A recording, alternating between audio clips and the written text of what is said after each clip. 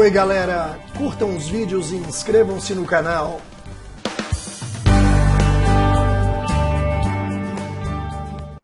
Genética relacionada ao sexo.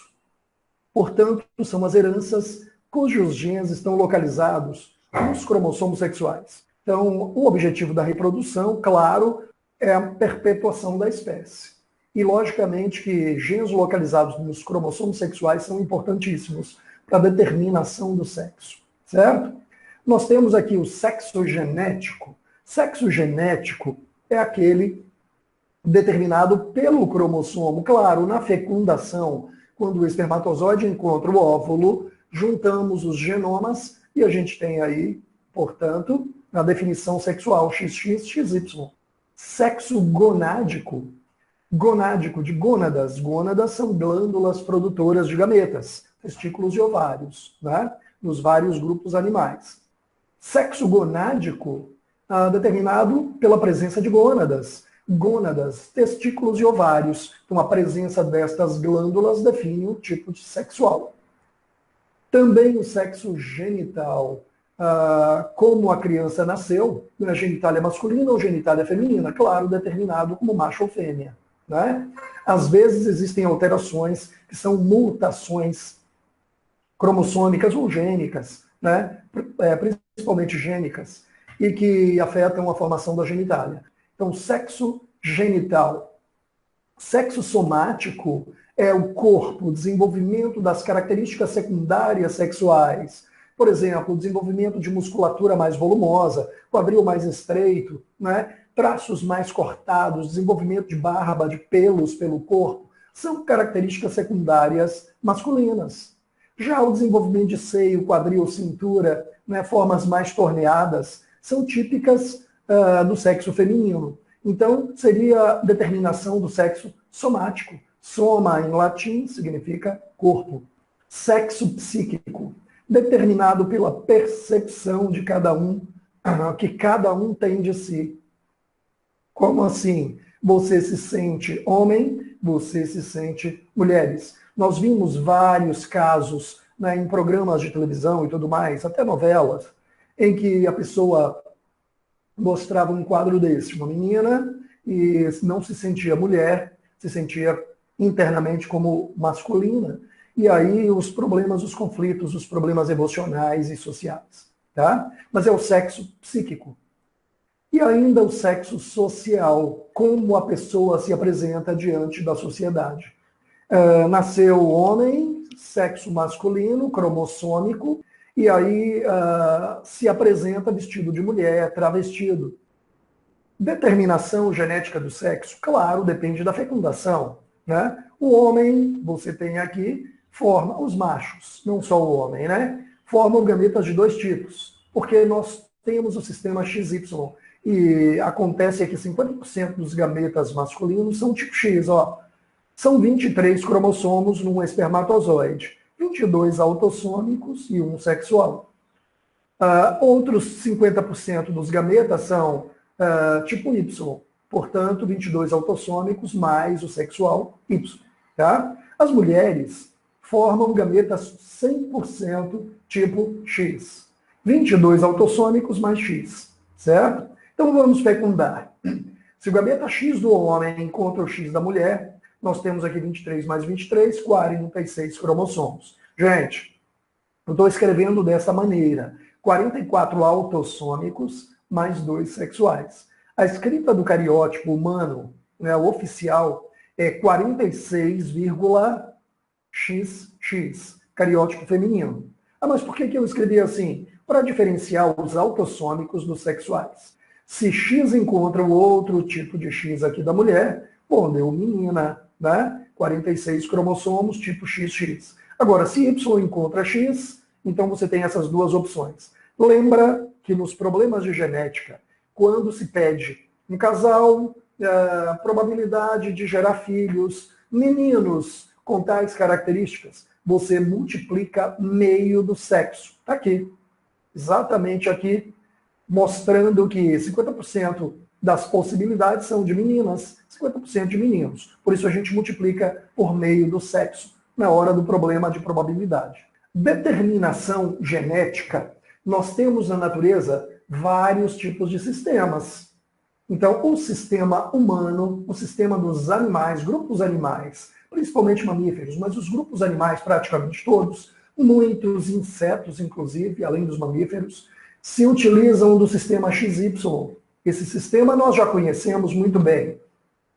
O homem tem 46 cromossomos, dos 44 autossômicos e 2 heterossômicos ou alossômicos. Gente, eu escrevi aqui os sinônimos. São cromossomos sexuais XY, também denominados heterossômicos ou alossômicos. Esse é um problema dos vestibulares. O cara gravou que o cromossomo é sexual.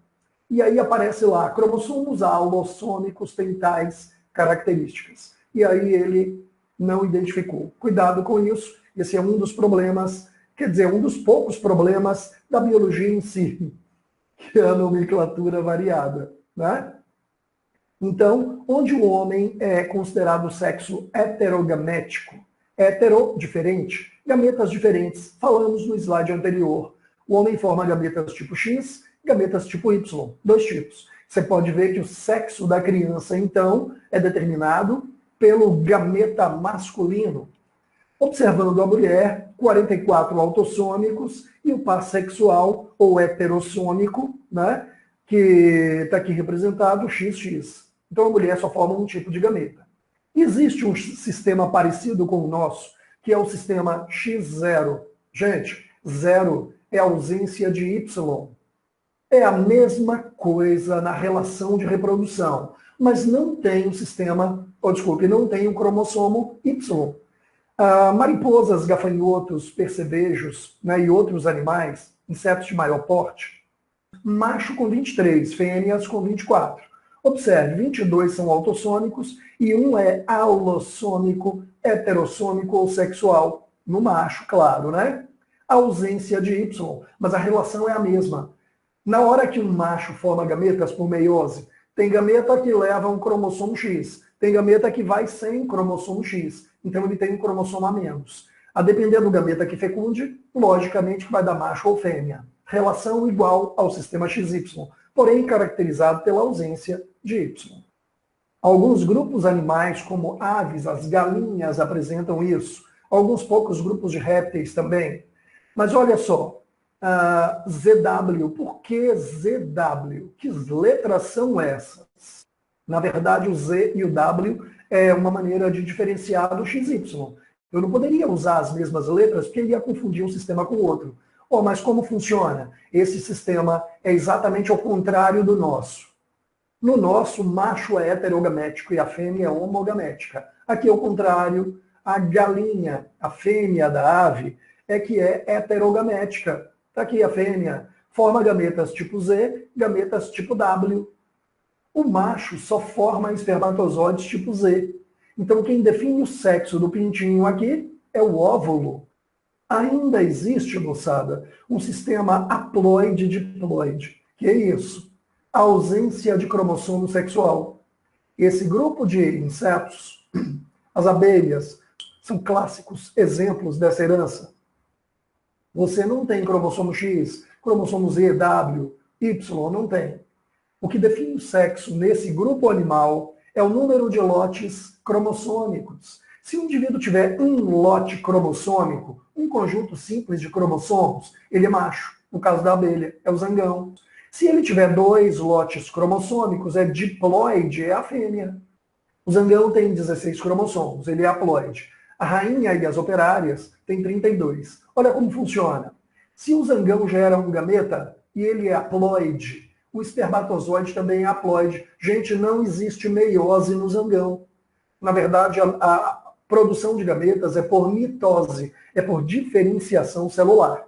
Já as fêmeas fazem meiose, e aí geram gametas haploides. Se o gameta for fecundado, gera fêmea, 32 cromossomos. Se o gameta não for fecundado por partenogênese, lembra? Forma de reprodução sem fecundação, onde o óvulo sofre segmentação e dá origem ao indivíduo. Só que esse indivíduo é haploide, é um novo zangão.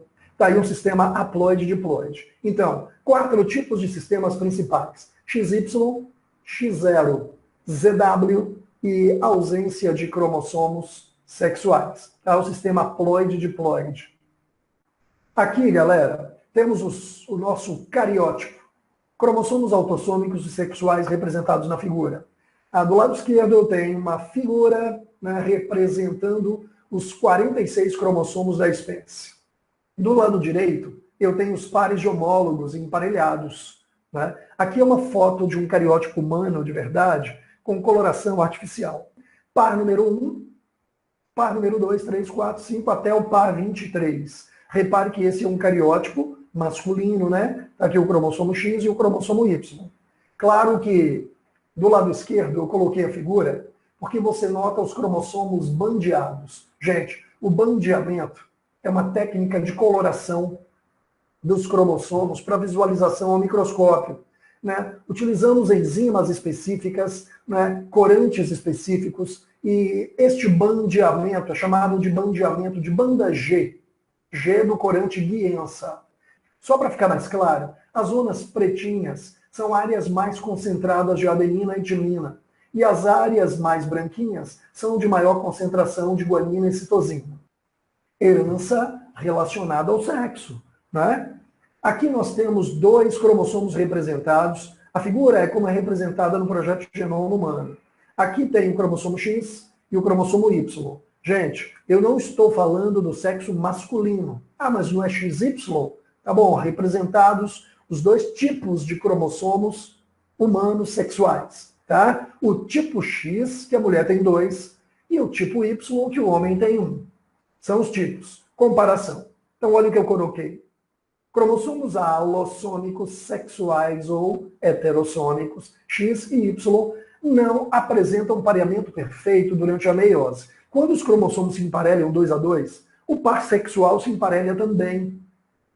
Lá na prófase 1, né, o emparelhamento de homólogos, quando ocorre, estes 2 cromossomos emparelham direitinho a parte de baixo, ó, abaixo do centrômero, está aqui o centrômero, a área de estrangulamento principal, né?